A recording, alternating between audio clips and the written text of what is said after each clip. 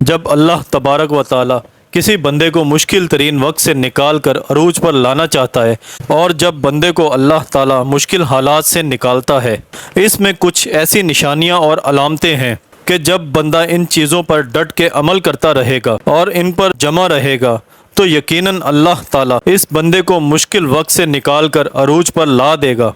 کیا ہے وہ علامتیں اور نشانیاں کہ جب بندہ ان پر ڈٹ کر عمل کرتا رہے گا تو اس کا مشکل وقت آسان ہو جائے گا؟ آج کی اس ویڈیو میں ہم جانیں گے انشاءاللہ۔ دیکھیں گے دو صورتیں۔ مشکل حالات کی آنے کی پہلی صورت یہ ہے کہ انسان سے بعض اوقات کچھ خطائیں اور کچھ غلطیاں ایسی ہو جاتی ہیں کہ جس کی بنیاد پر بندے کو اس کی سزا ملتی ہے۔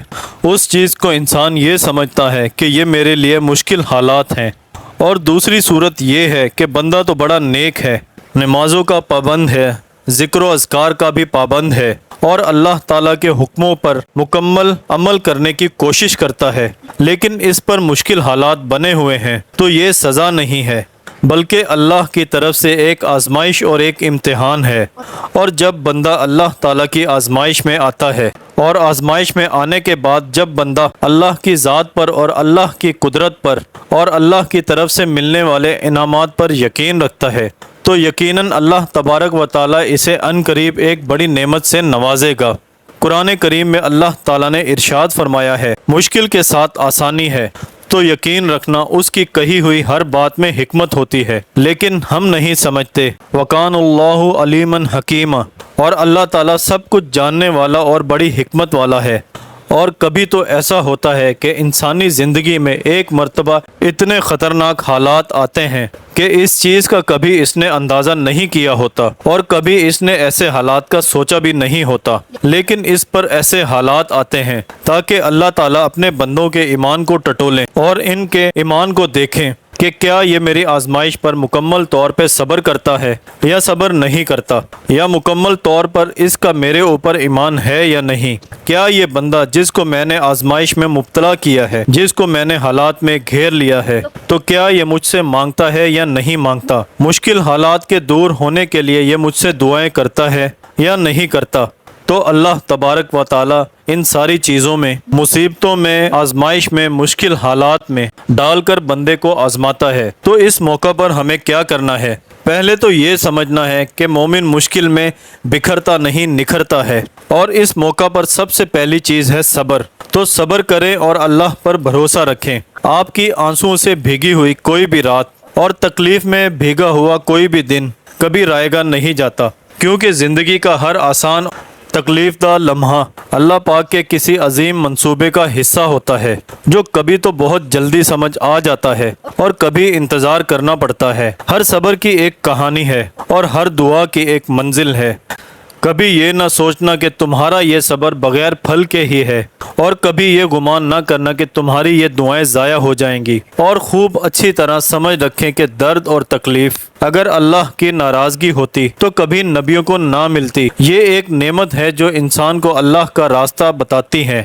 تو اسی لیے اگر آپ کسی آزمائش اور تکلیف سے گزر رہے ہیں تو یہ سوچ کر صبر کر لیں کہ آپ اللہ کے پسندیدہ بندوں میں سے ایک بندے ہیں، کیونکہ وہ اپنے پسندیدہ بندوں کو ہی آزماتا ہے۔ اور جب معاملات بہت بگڑ جائیں اور حالات کنٹرول میں نہ آئیں تو دل پر ہاتھ رکھیں اور دل کی گہرائی سے پورے یقین کے ساتھ ان الفاظ کو دہرائیے، وَأُفَوِّضُ أَمْرِي إِلَى اللَّهِ، میں اپنا معاملہ اللہ کے سپرد کرتا ہوں، وہ تمام بگڑے کام سنوار دے گا انشاءاللہ۔ اور جو بندہ صبر کر لیتا ہے، صبر پر ڈٹا رہتا ہے، تو ایسی علامت اور نشانی ہے کہ اللہ تبارک و تعالیٰ اس صبر کے بدلے میں بہترین چیز عطا کرے گا۔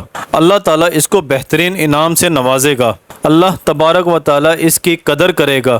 اللہ تبارک و تعالیٰ اس کی صبر کی قدر کر کے اس کو بہترین اجر سے نوازے گا۔ دوسری چیز کہ جب بندہ مشکل حالات سے گزرتا ہے یا مصیبتوں سے گھر جاتا ہے، پھر اسے ذریعہ یا کوئی سبب نظر نہیں آ رہا ہوتا، تو اس وقت کیا کرتا ہے کہ اس وقت اللہ سے اپنے تعلق کو مضبوط نہیں کرتا کہ نہ نماز کے قریب اور نہ ذکر و اذکار کے قریب، بلکہ نماز سے بھی دور ہو جاتا ہے اور ذکر و اذکار سے بھی دور ہوتا چلا جاتا ہے۔ اور پھر اس کے دماغ میں یہ بات آتی ہے کہ جب میں ان حالات سے نمٹ جاؤں گا اور جب یہ مشکل ترین وقت مجھ سے گزر جائے گا اور میں اپنی کوششوں سے، اپنی محنت سے، اپنی دماغ سے یہ ساری چیزیں اور سارے حالات کو بدل دوں گا، تو پھر میں اللہ کی طرف آ جاؤں گا، پھر میں نمازیں پڑھوں گا، پھر میں ذکر و اذکار میں لگ جاؤں گا اور تسبیحات لے کر بیٹھ جاؤں گا۔ میرے عزیز و اقارب، یہ ہماری سوچ بالکل غلط ہے۔ مشکل وقت ہے اور مشکل ترین وقت میں اللہ سے مانگا گویا کہ یہ مشکل حالات کو ختم کرنے کا ایک بہترین ذریعہ ہے۔ مشکل ترین وقت میں اللہ کے ذکر کو نہ چھوڑنا اور اللہ کے ذکر کو کرتے رہنا اور اللہ کو یاد کرتے رہنا ہمارے لیے مشکل وقت میں جب ہمارے ساتھ کوئی نہ ہو، اس وقت اللہ ہمارے ساتھ ہے، اور جب زبان و دل ذکر و الہی سے تر ہو اور دل اللہ پر بھروسہ کر لے تو زندگی کی سختیاں انہیں نقصان نہیں پہنچا سکتی، کیونکہ خلوت میں آنسوؤں سے چہرے تر کرنے والے اور جلوت میں اپنی مسکراہٹ سے زندگی کا خیر مقدم کرنے والے لوگ ہی رب العالمین کے پسندیدہ، اور ہر مشکل میں رب ان کے لیے کافی۔ تو دو چیزیں ہو گئی، ایک تو صبر،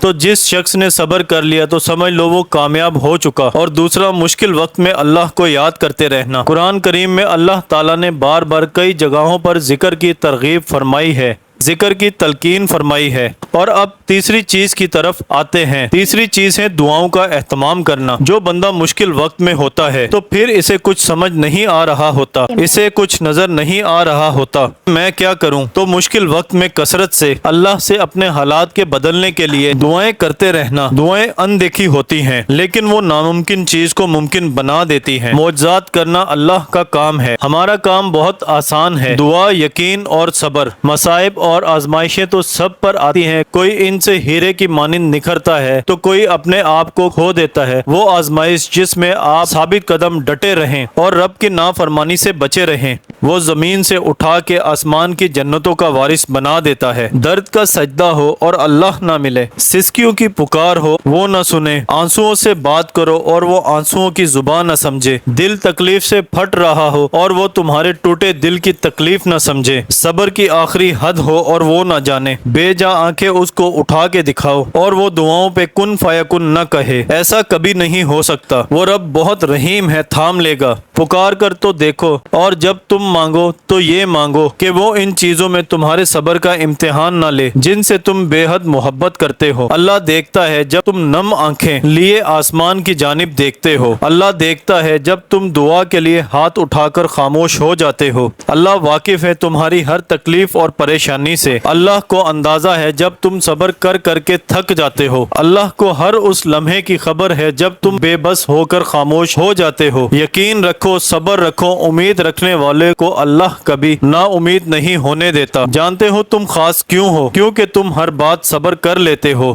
تم شکوہ نہیں کرتے، تم خود کو بدل لیتے ہو، تمہاری تنہائی میں رب سے باتیں ہوتی ہیں، تم نے مقصد حیات کو جاننا شروع کر دیا ہے، تمہاری امید اللہ سے ہے ان حالات میں جب کچھ بھی تمہارے حق میں نظر نہیں آتا، کیونکہ تمہیں اللہ نے چن لیا ہے اور جن کو وہ چن لیتا ہے ان کو وہ خاص کر دیتا ہے۔ اور جاتے جاتے میرے ساتھ ان دعا پر آمین کہیے، نہ جانے کس کی دعا پہ اللہ کن کہہ دے۔ یا اللہ، آپ سے اپنے صغیرہ کبیرہ گناہوں اور نافرمانی کی معافی مانگتے ہیں، آپ ہمیں پریشانی، مصیبتوں، مشکلوں، محتاجیوں، بیماری، تنگ دستی، بے بسی اور دور حاضر کے فتنوں سے محفوظ فرمائیے، آمین ثم آمین۔ آج کے لیے بس اتنا ہی، کل پھر ملیں گے ایک نئے ویڈیو اور ایک نئے ٹاپک کے ساتھ، تب تک کے لیے اللہ حافظ۔